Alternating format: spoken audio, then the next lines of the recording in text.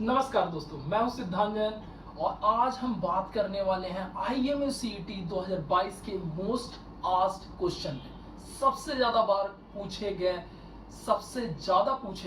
ये क्वेश्चंस के बारे में। तो दोस्तों, इसके पहले मैं स्टार्ट करूं, मैं आपसे कुछ बोलना चाहता हूं कि अगर आपको ये वीडियो पसंद आया तो लाइक कर दीजिएगा और शेयर कर दीजिएगा। साथ में इस चैनल को सब्सक्राइब कर दीजिए अगर आपने सब्सक्राइब नहीं किया है तो, और बेल आइकन दबा दीजिए ताकि आपको मेरे वीडियोस के लेटेस्ट नोटिफिकेशंस आपको मिल सके। दोस्तों, उससे ज्यादा जरूरी ये है कि मैं यहाँ पे मोस्ट आस्क्ड क्वेश्चन डिस्कस करने वाला हूँ। तो मुझे नहीं पता आपका ये कौन सा क्वेश्चन होगा इसमें, लेकिन ध्यान से सुनिए और एंड तक वीडियो जरूर देखिए दोस्तों। तो सबसे पहला क्वेश्चन है यहाँ पे दोस्तों कि what about the candidates who had given improvement examination for securing 60% marks or above in physics, chemistry and math। ठीक है, ये सबसे ज्यादा बार पूछा गया और सबसे कॉमन क्वेश्चन है जो सबसे ज्यादा लोग पूछते हैं मेरे से। तो मैं यहाँ पे बता दूं दोस्तों, जो कैंडिडेट इंप्रूवमेंट एग्जामिनेशन दे रहे हैं 60% से ज्यादा लाने के लिए, 60% लाने के लिए फिजिक्स, केमिस्ट्री, मैथ में, उसके लिए आईएमयू का जवाब क्या है मैं आपको अच्छे से समझा देता हूँ। यहाँ पे आईएमयू बोलती है कि improvement candidates, that is those who had secured less than 60% marks overall in physics, chemistry and mathematics in class 12th examination and had taken the examination again in order to improve their marks and secured more than 60% in PCM, and or compartmental candidates, that is those who had failed in one or more subjects in class 12th examination and had appeared in the examination again and passed, subject to the condition that such improvement and compartment examination have reappeared in the examination conducted by the same board। ठीक है, यहाँ पे मैं एक चीज के लिए pause लूंगा, मैं आपको बताता हूँ ये पूरा माजरा क्या है। इंप्रूवमेंट कैंडिडेट के नाम से आईएमयू उन्हें नाम दे रीनेम कर रही, और यहाँ पे वो बोल रही है कि जो लोगों के 60% मार्क्स नहीं आए हैं क्लास 12th एग्जामिनेशन में, चाहे वो कोई भी बोर्ड से हो, स्टेट बोर्ड से, आईसीएसई बोर्ड से, सीबीएसई बोर्ड से, किसी भी बोर्ड से, इन तीनों में से किसी भी बोर्ड से होंगे, उनका अगर कम मार्क्स आए हैं और उन्होंने फिर से उस सब्जेक्ट के लिए एग्जामिनेशन लिया है, मतलब फिजिक्स, केमिस्ट्री, मैथ किसी भी में, या फिर वैसे कैंडिडेट्स जिनके एक सब्जेक्ट में बैक लगी है, एक सब्जेक्ट में फेल हुए हैं, एक से ज्यादा सब्जेक्ट में फेल हुए हैं 12th क्लास में और उन्होंने फिर से एग्जाम लिया, रीअपियर हुए हैं एग्जामिनेशन के लिए, वैसे स्टूडेंट्स उन्होंने रीअपियर लिया और पास हो गए। लेकिन यहाँ पे एक कंडीशन यहाँ पे बताती है, in other words candidate who had changed to the board from CBSE to NIOS are not eligible. मतलब ये है, यहाँ पे ये पिन पॉइंट करना चाहती है आईएमयू कि अगर आप सीबीएसई से हैं, अगर मान लीजिए कि आपकी फिजिक्स में बैक लग चुकी है 12th में, तो आप फिर से रीअपियर ले रहे हैं, ठीक है, कोई टेंशन नहीं है, कंपार्टमेंट आप ले रहे हैं। या फिर मान लीजिए कि आपके 58% मार्क्स आए हैं सीबीएसई से और आप सीबीएसई बोर्ड के थ्रू ये इंप्रूवमेंट एग्जामिनेशन ले रहे हो। ऐसा नहीं कि सीबीएसई बोर्ड से थे और एनआईएस बोर्ड से जाके इंप्रूवमेंट एग्जामिनेशन देके आ गए वापस, और उसके बाद बोल रहे हैं कि क्या मैं एलिजिबल हूं, क्या मैं इंप्रूवमेंट देने के बाद एलिजिबल हूं आईएमए सीटी देने के लिए।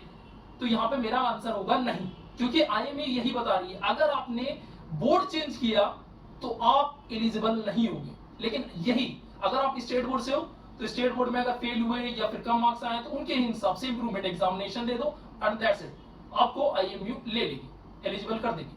अगर आप सीबीएसई से हैं, आईसीएसई बोर्ड से, किसी भी से भी, अगर आप एनआईएस बोर्ड के भी बारे में मैं आगे बात करूंगा दोस्तों, तो अगर सेम बोर्ड से आप एग्जामिनेशन दे रहे हो, इंप्रूवमेंट या कंपार्टमेंट, तब तो आप एलिजिबल हो, वरना आप इनएलिजिबल, सीधा समझ लो। अब दूसरी क्वेश्चंस की बात करते हैं यहाँ पे। तो what if the candidate is going to appear for the qualifying exam later then the counselling date, जो कि 6 जून 2022 है।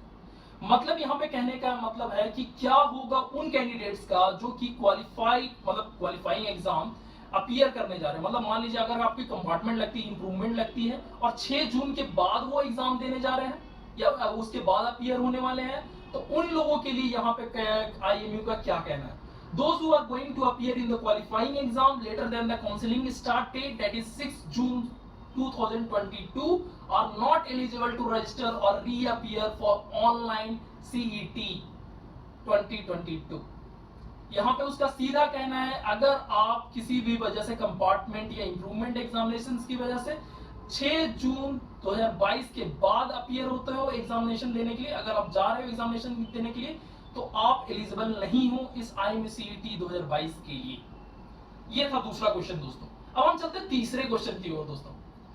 ये क्वेश्चन मैं एक बार अंडर ग्रेजुएट कोर्सेस वाले जो जिसमें मैंने आपको पूरी डिटेल्स दी थी IMCET के बारे में, मैंने उसमें भी डिस्कस किया था, बट मैं फिर से आपको बता दूं क्योंकि ये मोस्ट आस्क्ड क्वेश्चन है, तो ये भी उनमें से एक है।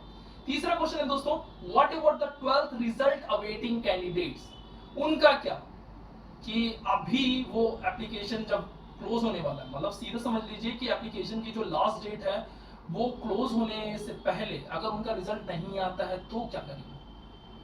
यहाँ पे आईएमई उसके बारे में भी बता रही है, all courses where 10+2 is required qualification for entering into any undergraduate courses, the student who have appeared in the +2 board, intermediate or equivalent examination and are awaiting results may also apply for the CET। तो IME यहाँ सीधा बोल रही है चिंता को नहीं, अब बोर्ड का नाम बताओ, रोल नंबर बताओ और ये सारी चीजें डिटेल्स दो और उसके बाद आप आराम से CET के लिए अप्लाई कर सकते हो। लेकिन student will be admitted in IME campuses and IME affiliated institute, जो कि IME campuses 6 हैं, IME affiliated campuses 17 हैं, based on the CET ranks जो कि ये निकालेगी, and subject to entering the marks before the first counseling ceases।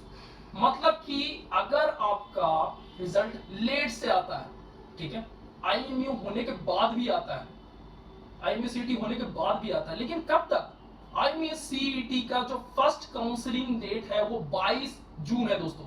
22 जून के पहले आपको किसी भी हालत में वहां आपके 12th के रिजल्ट्स बताने होंगे या फिर वहां आपको मार्क्स बताने होंगे, तभी जाके आपका CET रैंक वैलिड हो पाएगा और फिर आपको एडमिशन मिल पाएगी। वरना आपका अगर रिजल्ट उसके बाद आता है तो आप इनएलिजिबल है एडमिशन के लिए IME या IME एफिलिएटेड कैंपसेस में।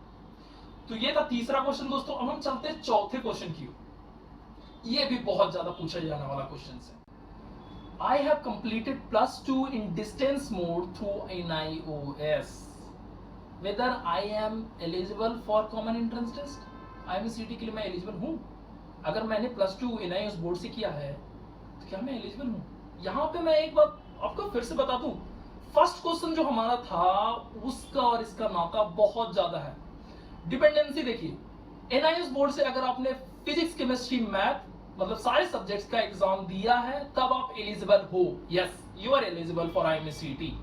बट अगर आप दो कोर्सेज उठा रहे हो कि CBSE में मैं 2 कोर्सेज में फेल हो गया, या बिहार बोर्ड या फिर कोई भी यूपी बोर्ड या फिर महाराष्ट्र बोर्ड में 2 सब्जेक्ट में बैक लग गई और मैं सीधा NIOS बोर्ड से एग्जाम देके IMCET के लिए एलिजिबल हूं कि नहीं होने वाला, आप एलिजिबल नहीं हो पाओगे। चेंज ऑफ बोर्ड पॉसिबल नहीं है, जिसको IMCET में वैलिड नहीं माना जाता है। तो यहाँ पे वही बोल रही है कि yes, however student who have completed through the boards which are classified as fake boards or unrecognized boards are ineligible for admissions to IMU or affiliated institutes of IMU।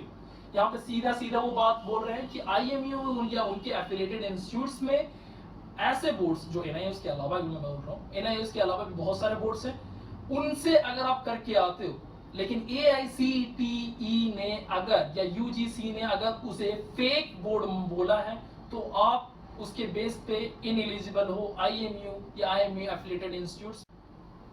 दोस्तों ये था मेरा video 4 most frequently most asked question के ऊपर। इसमें से आपका question कौन सा था मुझे नहीं पता है, लेकिन ये सबसे ज्यादा पूछे जाने वाला क्वेश्चन, जो कि 4 क्वेश्चन मैंने क्लियर तरीके से बता दिया है किसमें क्या है।